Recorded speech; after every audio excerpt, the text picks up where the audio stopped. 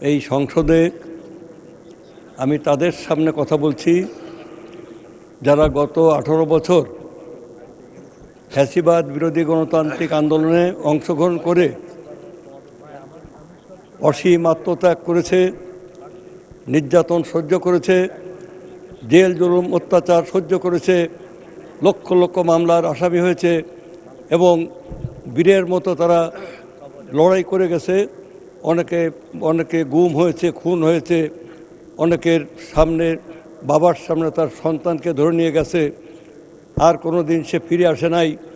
স্ত্রীর সামনে তার স্বামীকে নিয়ে গেছে, আর কোনো দিন ইলিয়াস আলীর খবর আমরা পাই নাই, তৌদির আলম আসে নাই। প্রতি সপ্তাহে সর্বোচ্চবার বিকাশ পেমেন্টে 50 জন হবেন পেমেন্ট চ্যাম্পিয়ন। জিতে নিন টিভি সহ আকর্ষণীয় সব প্রাইজ। সেই সমস্ত বীররা যারা এই 18 বছর যাবৎ এদিকে বন্ধাও আছেন, এই লড়াই সংগ্রাম করেছে, আজকে তাদেরই দ্বারা গঠিত এই পার্লামেন্ট। অতএব এই পার্লামেন্টে হারানোর কোনো ভয় নাই। বিপ্লব পরবর্তী সময়ে যেমন বিপ্লবী সরকার হয়, ঠিক তেমনি ফ্যাসিবাদী শক্তির পতনের পরে আজ আমরা মুক্ত স্বাধীন দেশে আমরা মুক্তির গান গাইতে চাই। মাননীয় স্পিকার, চীন দেশে একসময় ভিক্ষাবৃত্তি, বেশ্যাবৃত্তি, ঘুষ, দুর্নীতি, এক গাড়ি টাকা নিয়ে গিয়ে এক ঝুড়ি খাবার পাওয়া যেত। সমস্ত মানুষ আফিন খেয়ে খেয়ে ঘুমতো।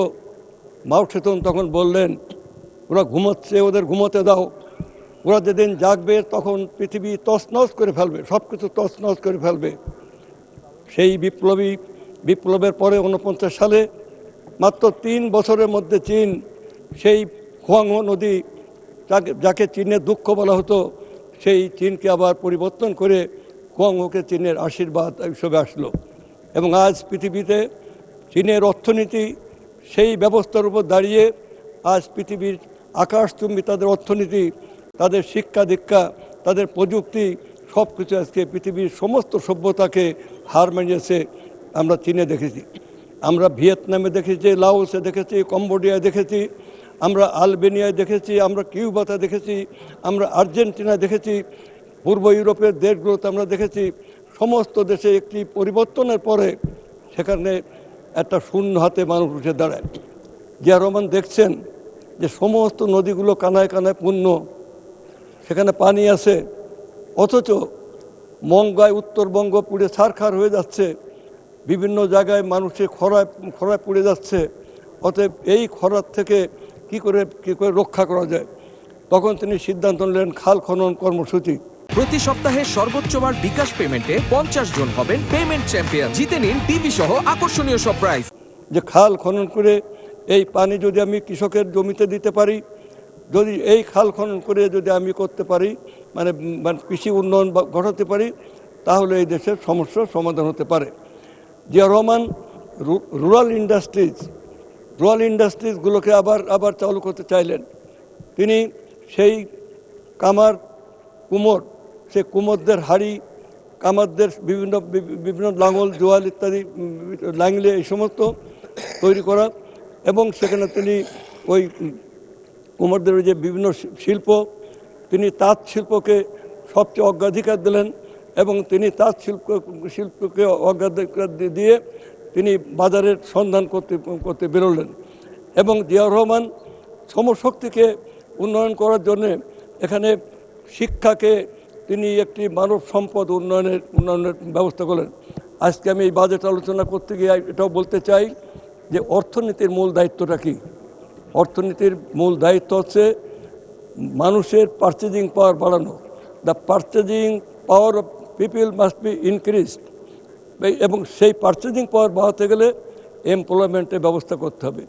এমপ্লয়মেন্টের ব্যবস্থা করতে গেলে উৎপাদন বাড়াতে হবে, এবং উৎপাদন যদি বাড়াতে হয় তাহলে সম্পদ বাড়াতে হবে, অর্থাৎ রিসোর্স ডেভেলপ করতে হবে। কি রিসোর্স আমাদের আছে? আবদুল্লাহ ফারুকের একটা বই আছে, বাংলাদেশ ইকোনমি। সেই বাংলাদেশ ইকোনমিতে আবদুল্লাহ ফারুক দেখিয়েছেন যে country like Bangladesh, where resource base is thin, the general scarcity will prevail throughout the whole of the year. সেখানে একটা সাধারণ সংকট থাকবেই। অতএব আমাদের এখানে যেহেতু শিল্প, খনিজ নাই, ইউরেনিয়াম নাই, এখানে আপনার সম্পদ বলতে আছে মানে বনাঞ্চল নাই, সম্পদ বলতে আছে আমাদের শুধুমাত্র মানুষ, শুধুমাত্র পানি এবং শুধুমাত্র ল্যান্ড। ল্যান্ড হচ্ছে আমাদের এখানে জমি, আমরা একটা কৃষকের দেশ, আমাদের যা কিছু অর্জন সব কিছু এসছে কৃষকের হাত থেকে, এবং কৃষকই হচ্ছে আমাদের মূল মূল শক্তি। এই কথাটা আজকে উপলব্ধি করতে পেরেছিলেন জিয়াউর রহমান। এবং ঠিক মানব সম্পদকে যদি আমাদের করতে হয়, তাহলে স্কুল কলেজে কারিগরি শিক্ষা, জীবনমুখী শিক্ষা দিয়ে আমাদের হিউম্যান রিসোর্স ডেভেলপ করতে হবে। আজকের এই শিক্ষামন্ত্রীর এই বাজেটে শিক্ষা খাতে অর্থমন্ত্রীর এই বাজেটে এবং আমাদের মাননীয় প্রধানমন্ত্রীর যে ভিশন, সেখানে আপনার শিক্ষা খাতে আপনার 1,27,000 কোটি টাকা সেখানে বরাদ্দ করা হয়েছে। এখান থেকে আমাদের হিউম্যান রিসোর্স ডেভেলপ করবে।